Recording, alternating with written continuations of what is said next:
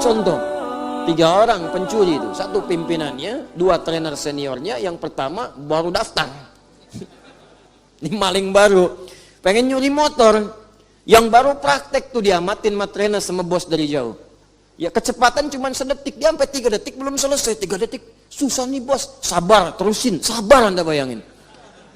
Dia ada orang maksiat aja sabar sekarang, nonton bola, sabar malam.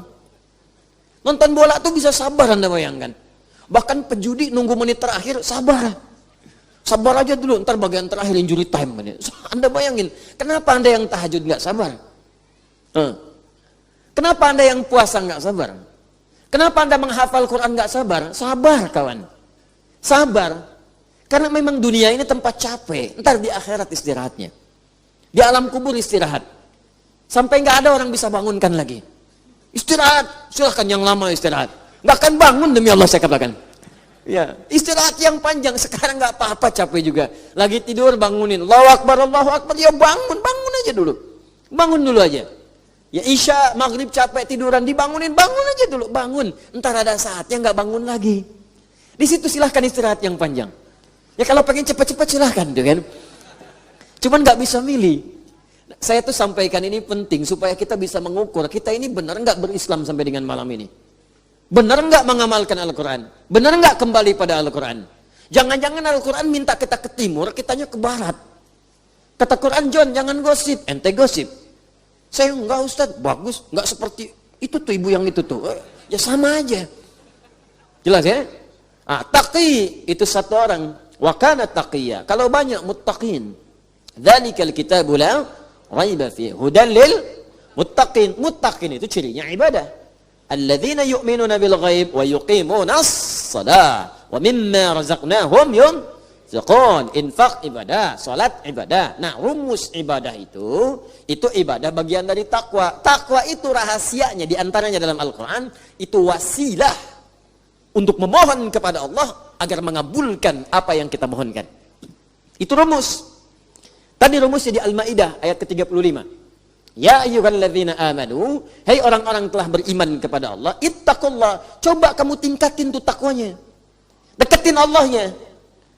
Anda pengen harta, yang punya harta itu Allah, karena itu disebut Ar-Razzaq. Kenapa Anda nggak dekati Allah yang punya harta itu? Anda pengen ilmu, yang punya ilmu Allah Al-Alim. Kenapa nggak Anda dekati Allahnya yang punya ilmu? Kan rumusnya begitu. Orang yang punya kita dekati supaya dapat bagian dari apa yang ia punya. Allah punya segalanya, dekati pemiliknya supaya ia membuka kepada Anda segala pintu kemudahan dia. Bagaimana jalan mendekat kepada Allah? Ittaqullah, tingkatkan takwa ibadah. Makanya orang dulu itu banyak yang ibadah, pasca ibadah dia memohon kepada Allah. Bahkan saat sedang ibadah minta. Itu Nabi Zakaria kan punya anak Yahya, minta dalam ibadah. Belum selesai ibadah udah dikabul. Quran surah ke berapa? 3. Ayat ke 38. Minta keturunan dalam sholat, Anda bayangkan. Ya, hunalika da'a Zakaria rabbah. Di mihrab itu Nabi Zakaria bermohon kepada Allah Rabbnya.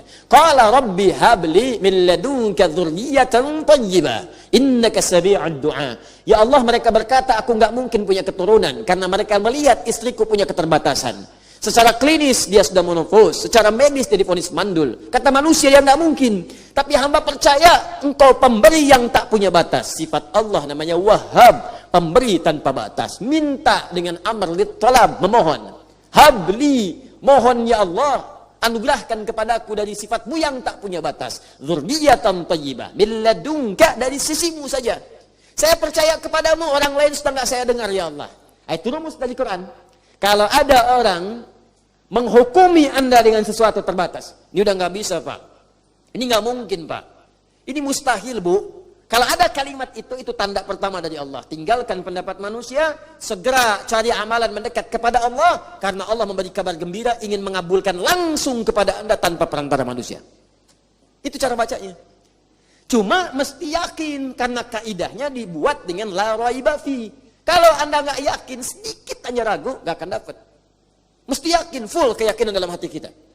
Full keyakinan. Kalau sudah full, dapat. Makanya ketika Nabi Zakaria memohon dengan penuh keyakinan dalam salatnya, innaka sami'ud du'a. Engkau pasti, pakai inna tuh. Inna itu kan kalau di ilmu nahwu kita ngaji, inna harfu nasbin wa tauqidin tansibul isma wa tarfa'ul khabara mabniun 'alal fathi la mahalla lahu min al-i'rabi. Paham? Tidak. Nah. Inna harfu nasbin wa tauqidin. Inna itu huruf yang menunjukkan makna nasab. Nasab itu kalau harakat fathah harakatnya.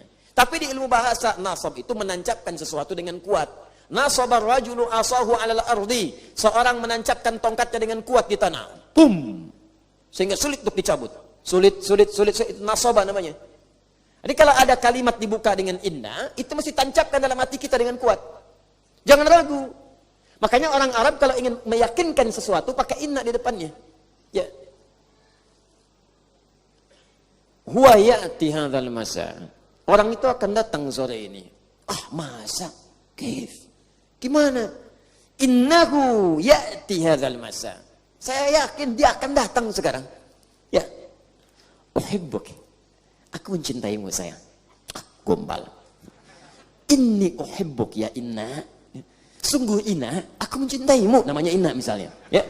Inna, inni, sungguh aku. Inni uhibbuk ya ummi. Saya mencintaimu ibu. Inni uhibbuk ya abi. Aku mencintaimu ayah.